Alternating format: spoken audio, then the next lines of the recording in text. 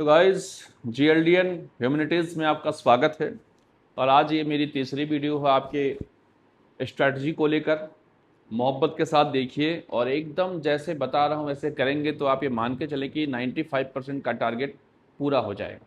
आज हम आपके पास लेकर आए हैं क्लास 3 और जिसमें है हिस्ट्री पढ़ने का साइंटिफिक फार्मूला। ये सिर्फ हिस्ट्री पढ़ने का नहीं है, आप हिस्ट्री के अलावा पॉलिटी, हिंदी, इंग्लिश सब में ये अप्लाई कर सकते हैं और नंबर इंक्रीज कर सकते हैं। क्योंकि मेन बात है एग्जाम में लिखना, पढ़ना अलग चीज़ है, समझना अलग चीज़ है। और एग्जाम में मैं ऐसा लिखूं कि नंबर सबसे ज़्यादा मिले आपको, क्योंकि लिखते तो सारे लोग हैं बट आपको ही नंबर क्यों मिले, ये वो फार्मूला है। आज हम देखेंगे 5 इंद्रियों का मेथड, यानी जो आपके पांचों इंद्रियां हैं, आंख, कान, नाक, मुंह, इन सब का इस्तेमाल हम एक साथ कैसे करेंगे स्टडी में, ये हम देखने वाले हैं। जीएलडी शिक्षालय आपके लिए लेकर आया है। तो आओ समझते हैं पहले हुक क्या है। क्या हिस्ट्री रटने की जरूरत है? बिल्कुल भी नहीं है। फिर क्या है?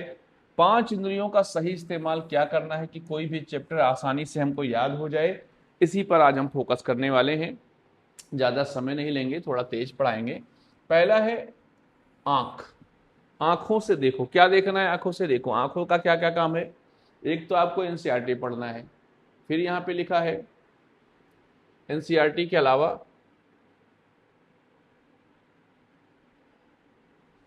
फिर यहाँ पे लिखा है मैप्स। क्या लिखा हुआ है? मैप्स। अगर हम बात करते हैं तो मैप है, टाइम लाइन है और पिक्चर्स हैं। इन सबको क्या करना है? ऑब्जर्व करना है। फिर है इंपॉर्टेंट पॉइंट्स हाईलाइट करो। यानी आंखों का इस्तेमाल देखो, अभी हम सारा मिला के भी बताएंगे कि एक साथ कैसे करना है। जब आप पढ़ते हैं तो पढ़ते समय आपको मैप, जो टाइम लाइन है किसी भी चैप्टर का, वो उसके पिक्चर्स, इसको बहुत गहराई से देखना है। कई बच्चे क्या करते हैं, उस पर फोकस नहीं करते हैं। तो आंखों का पूरा इस्तेमाल करना है। कोई भी दृश्य, कोई भी टाइमलाइन, कोई भी मैप आपके आंखों से छूटना नहीं चाहिए। और जब आप इतना ध्यान से देखोगे तो आपको इंपॉर्टेंट हाईलाइट पॉइंट्स मिल जाएंगे और उसको आपको चुपचाप उस पर हाईलाइट कर देना है। ये पहला प्रक्रिया है। दूसरी प्रक्रिया क्या है, आइए उसको देखते हैं। लिखा हुआ है मुंह से बोलो। क्या बोलना है? मुंह से गाना गाना है? नहीं। हर पेज के बाद अपने शब्दों में समझो हर चीज को। कैसे समझोगे? पेज आपने पढ़ा, वो लिखा हुआ है शुद्ध हिंदी में। अब आपको आंखें बंद करना है और सोचना है कि इसको अपने लैंग्वेज में क्या कहानी बनेगी। ठीक है, साधारण शब्दों में कॉन्सेप्ट को समझना। फिर है, यहाँ लिखा है हर पेज के बाद, फिर है खुद को टीचर समझकर एक्सप्लेन करो। आपने चैप्टर पढ़ लिया, मान लो आपने पढ़ा हड़प्पा सभ्यता का कोई एक पेज, वहाँ का व्यापार पढ़ा। अब आपको आंखें बंद करना है और एज ए टीचर ये सोचना है कि यार ये हड़प्पा वाले व्यापार कहाँ कहाँ करते थे यार। अच्छा, अब उसमें जो शब्द लिखा है अंतर्देशीय, ठीक है, अंतःदेशीय, ये सब नहीं सोचना है आपको। ऐसे सोचना है, अच्छा तो ये देश के अंदर कहाँ कहाँ कर रहे थे? ओ, खेतड़ी अंचल से कर रहे थे, साउथ इंडिया में स्वर्णगिरी से कर रहे थे। अच्छा, बाहर कहाँ कर रहे थे? ओमान से कर रहे थे, दिलमुन से कर रहे थे, है ना, मेसोपोटामिया से कर रहे थे। बस ये सोचना है क्या कर रहे थे यार ये लोग। अच्छा, इन चीजों का ये बेच रहे थे, नाव से जाते थे। तो ये आपको अपने मन में सोचना है, ठीक है, हर पेज के बाद। और एज ए टीचर खुद से एक्सप्लेन करना है, जिससे आपकी अंडरस्टैंडिंग बिल्कुल कॉन्सेप्ट क्लियर हो जाएगी। उसके बाद अगर हम देखें तो कानों से सुनो। क्या सुनो? कानों से अपनी ही एक्सप्लेन को रिकॉर्ड कर लो। मैं ये क्या कहने सर, यूट्यूब पे तो बड़े बड़े टीचर हैं, टीचर की रिकॉर्डिंग तो बाद में सुनना माय डियर।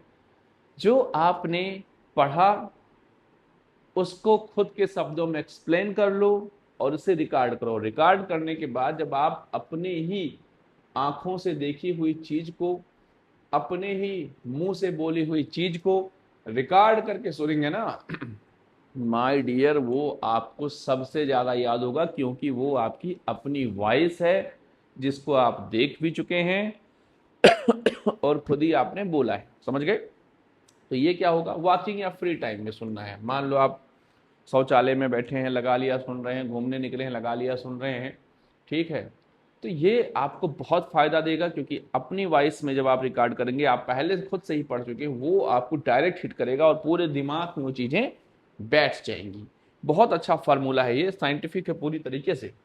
अगला है हाथों से लिखो। अब आप कहोगे सर सब लोग हाथों से लिखते हैं। हाँ हाँ ठीक है, यानी क्या, शॉर्ट नोट्स बनाओ। ये मैं आपको कई बार पहले भी दोनों वीडियो में बता चुका हूँ कि किसी भी चैप्टर को लास्ट में आप पूरी तरह रिवाइज नहीं कर पाएंगे, तो जरूरी क्या है, शॉर्ट नोट्स। फिर क्या है, टाइमलाइन और फ्लो चार्ट बनाओ। मैंने बताया था जो भी चैप्टर पढ़ो उसका टाइमिंग और टाइम के अलावा फ्लो चार्ट बना लो, ऐसे ऐसे करके, या आप ऐसे बना सकते हो या इस तरह के से इस्तेमाल कर सकते हो। ठीक है, मैं आपको पढ़ाऊंगा तो फ्लो चार्ट बना के दिखाऊंगा। फिलहाल फ्लो चार्ट आप देख भी सकते हैं, जानते होंगे, ये बहुत इंपॉर्टेंट है। ये क्या होता है, ये याद करने का सबसे बेहतरीन तरीका है। बिल्कुल वीडियो बिल्कुल आंखों के सामने चीज़ें स्पष्ट हो जाती हैं और कम शब्दों में आप ज़्यादा चीज़ें लिख सकते हैं। और फिर PYQ आंसर लिखकर प्रैक्टिस करो। तो हाथों का इस्तेमाल कहाँ कहाँ करना है, शॉर्ट नोट्स बनाओ, फ्लो चार्ट बनाओ, और PYQ यानी प्रीवियस ईयर जो क्वेश्चंस हैं उनको आप आंसर राइटिंग करके प्रैक्टिस जरूर करें। ये बहुत इंपॉर्टेंट होता है, क्योंकि जो भी आंसर्स आप लिखेंगे वो आपको इतना हेल्प करेगा कि जब नेक्स्ट ईयर का मतलब जब आप बोर्ड एग्जाम देंगे तो लगभग लगभग क्वेश्चन मिलते जुलते आते हैं, है ना। और लिखने की प्रैक्टिस, आंसर राइटिंग अगर आपकी है तो बहुत हेल्प मिलता है। उसके बाद अगर हम देखें तो क्या है, दिमाग से जोड़ो। क्या जोड़ना है दिमाग से सर, चैप्टर को स्टोरी से कनेक्ट करो। जो आपने स्टोरी बनाई है, अपने शब्दों में सोचा है, वो स्टोरी का हर एक पॉइंट कहाँ से कनेक्ट हो रहा है, रियल लाइफ एग्जांपल्स और करंट अफेयर्स से रिलेट करो। आपने मान लीजिए पढ़ा, क्या पढ़ा आपने, हड़प्पा सभ्यता, ठीक है। तो आपने अगर हड़प्पा पढ़ा है तो आप देखेंगे वहां किसकी बात हो रही है, हड़प्पा में सड़क की बात हो रही है। वहां किसकी बात हो रही है, नालियों की बात हो रही है। वहां किसकी बात हो रही है, स्नानागार की बात हो रही है। तो बस आपको देखना क्या है, आपको सिर्फ देखना यह है वहां की सड़कें और आज की सड़कों में क्या डिफरेंस है। वो भी सड़कें ऐसे जाएंगी, ऐसे मुड़ जाएंगी 90 डिग्री पे, नालियां कैसी हैं। तो उसको क्या करना है आपको, आज के डेट से अपने आप अपने घर को देख लो, गली मोहल्ले को देख लो, उससे कनेक्ट करो, करंट अफेयर से रिलेट कर दो। इससे आपका नॉलेज बिल्कुल सॉलिड, कॉन्सेप्चुअल और बिना रटे दिमाग में एकदम चीजें क्लियरिटी के साथ रहेंगी। और हो सकता है ऐसा भी क्वेश्चन पूछ ले कि हड़प्पा सभ्यता का आधुनिक समाज में क्या योगदान हो सकता है, तो आपको ये काम आ जाएगा, है ना। तो ये आपको ध्यान रखना है। और फिर हम देखते हैं सारा एक साथ अगर फार्मूला देखें तो रीड, फिर उसको स्पीक करना है, खुद ही बोलना है, फिर खुद ही लिसन करना है, खुद ही सुनना है। और जब ये काम कर लेंगे तो आपको आंसर राइटिंग करनी है और रिवाइज करना है सिलेबस को, ठीक है। ये आपको ध्यान में रखना है।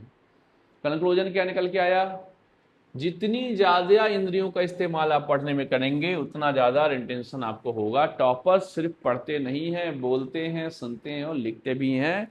आपको भी टॉपर बनना है, आपको भी 95% लाना है। भूल जाइए दुनियादारी, भूल जाइए कि कौन आपको क्या कर देगा। खुद से मेरे साथ उठिए, चलिए, और जब तक 95% का लक्ष्य ना मिल जाए तब तक आपको मुझे फॉलो करना है, रुकना नहीं है।